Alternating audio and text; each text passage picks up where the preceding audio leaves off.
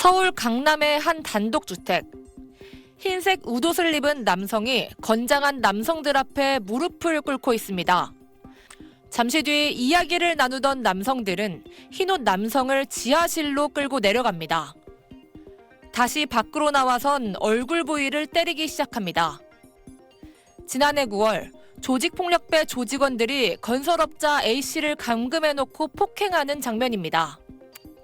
조직의 실세로 통하는 간부 오모 씨는 A씨에게 스크린골프 공사를 맡겼습니다. 하지만 오 씨는 공사대금 지급을 차일피일 미뤘고 A씨가 거세게 항의하자 돈을 주겠다는 거짓말로 유인해 2시간 동안 감금 폭행한 겁니다. 2억 5천 정도가 나와서 못 받은 상황이었는데 지하실로 데리고 가라, 오늘 파일 부러뜨려라, 이래 누가 이제 발로 얼굴을 찬 것 같은데 그리고 나서부터는 잘 기억은 안 나요. 가까스로 풀려난 A씨는 팔이 골절되는 등 크게 다쳤는데 보복을 우려해 피해 사실을 알리지 못했습니다. 하지만 오 씨는 조직폭력배를 수사하는 강력계 형사들에게 덜미가 잡혔습니다. 경찰은 지난달 말 오 씨와 함께 폭행에 가담한 조직원 등 4명을 특수 중간금 혐의로 구속 송치하고 나머지 4명도 불구속 송치했습니다. 경찰 조사 결과 이들은 1980년대부터 경기 의정부시를 근거지로 활동해온 폭력 조직 신세븐파 소속인 걸로 드러났습니다. 이들 중 일부는 경찰이 관리 중인 신세븐파 조직원 24명에 포함된 걸로 확인됐습니다. 수사 과정에서 마약 전과가 있는 오 씨가 집행유예 기간에 다시 마약을 투약한 사실도 적발됐습니다. 경찰은 오 씨를 상대로 마약 유통 경위 등도 파악 중입니다. SBS 김봄입니다. 형편이 어려운 사람들한테 돈을 빌려주고 연 이율로 따지면 1000%를 훌쩍 넘는 이자를 뜯어낸 MZ조폭 일당이 있습니다. 제때 돈을 갚지 못하면 여자친구를 섬에 팔아버리겠다면서 위협까지 했는데요. 게다가 병원 응급실에서 문신을 보여주며 난동을 피우기까지 했습니다. 머리에 붕대를 감은 남성이 응급실 의료진에게 다가가더니 윗옷을 찢고 문신을 보이며 위협합니다. 술병으로 자기 머리를 내리쳐서 병원에서 치료를 받던 중 의료진이 불친절하다며 난동을 부린 겁니다. 경찰은 이 2사람을 포함해 MZ조폭 일당 4명을 검거했습니다. 이들은 형편이 어려운 사람들을 대상으로 불법 대부업을 했는데요. 자영업자인 A씨에게 5천만 원을 빌려주고 이자만 1,500만 원을 뜯어내기도 했습니다. 연 이자율이 1,500%가 넘습니다. 제때 돈을 갚지 못하면 여자친구를 섬에 팔아버리겠다, 아킬레스건을 끊어버리겠다라고 협박까지 했습니다.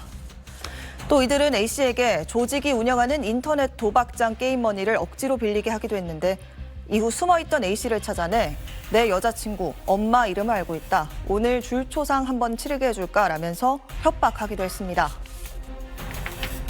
여자친구에 대한 협박, 부모님을 찾아가가지고 당신 자식이 잘못한 거다, 그런 식으로 무언의 협박, 이런 것 때문에 피해자가 상당히 스트레스를.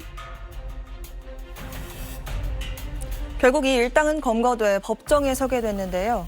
재판부는 죄질이 불량하다며 일당 중 20대 MZ조폭 1명에게는 징역 5년을 선고했고 나머지 3명에겐 징역 1년에서 1년 6개월의 집행유예를 선고했습니다. 이런 MZ조폭은 최근 더 활개치고 있습니다. 지난해 8월에서 12월까지 경찰이 단속을 벌인 결과 1,200명에 달하는 조폭이 검거됐는데 이 중에 30대 이하 MZ조폭 비율이 이렇게 75%나 됐습니다.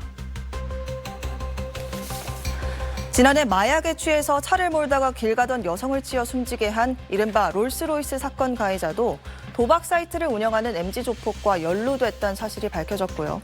또 지난해 서울 논현동에서 람보르기니 차량을 주차하다 시비가 붙은 상대방을 흉기로 위협한 30대 홍모 씨도 같은 MZ조폭과 관련이 있는 걸로 경찰 조사 결과 드러났습니다.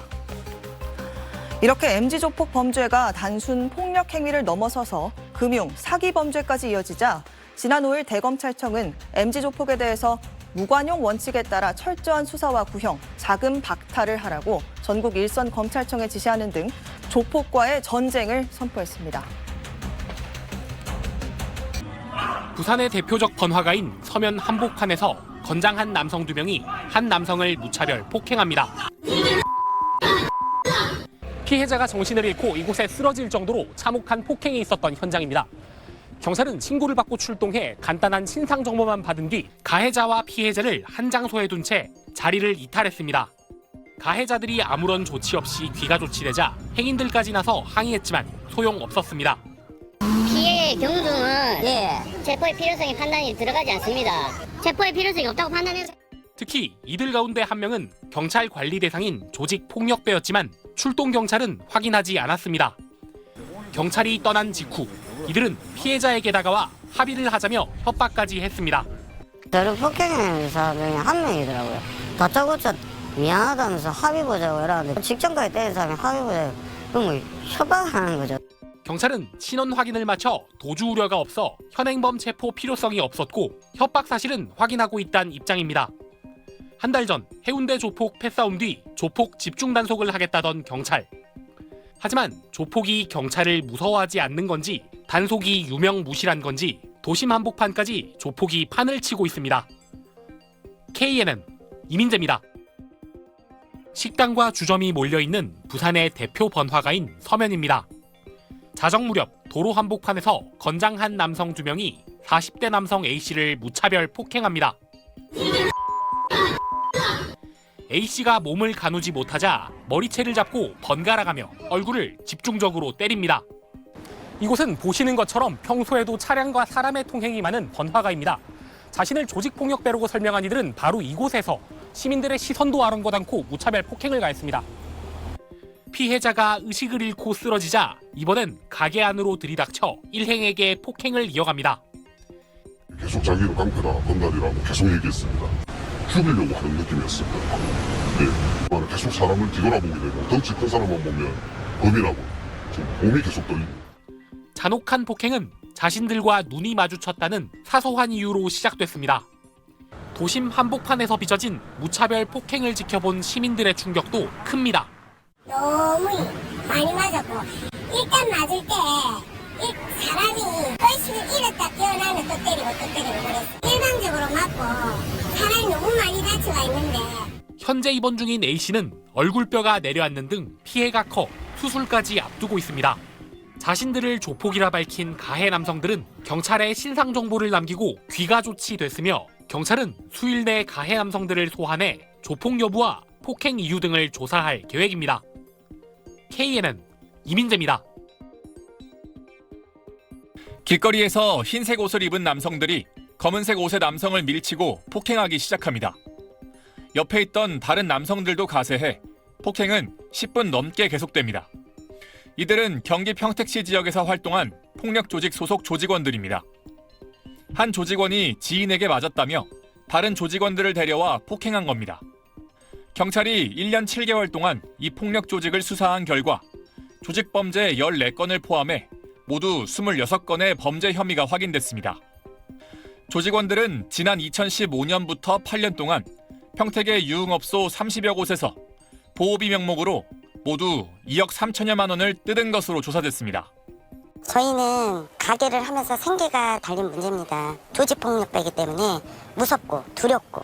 지난 2022년 6월에는 이권을 따내려고 경쟁 조직이 운영하는 유흥주점에서 종업원을 때리는 등 소란을 피웠습니다.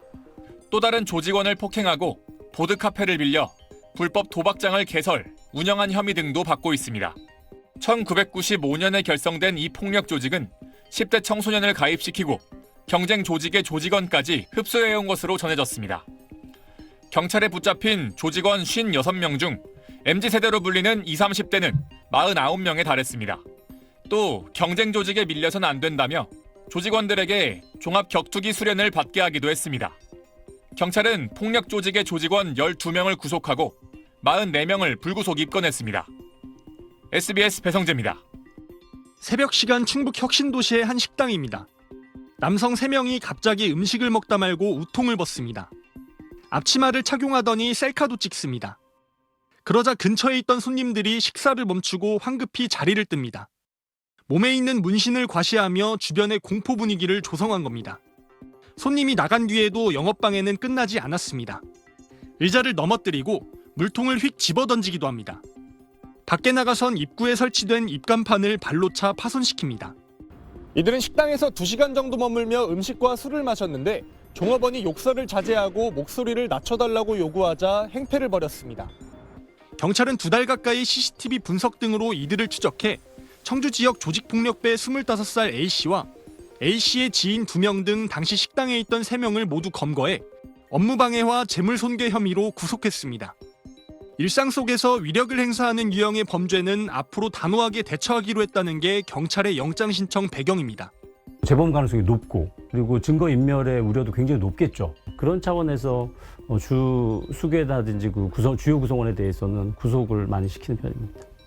지난해 조직폭력범죄로 검거된 인원은 전국 3,200여 명으로 그중 600여 명이 구속됐습니다.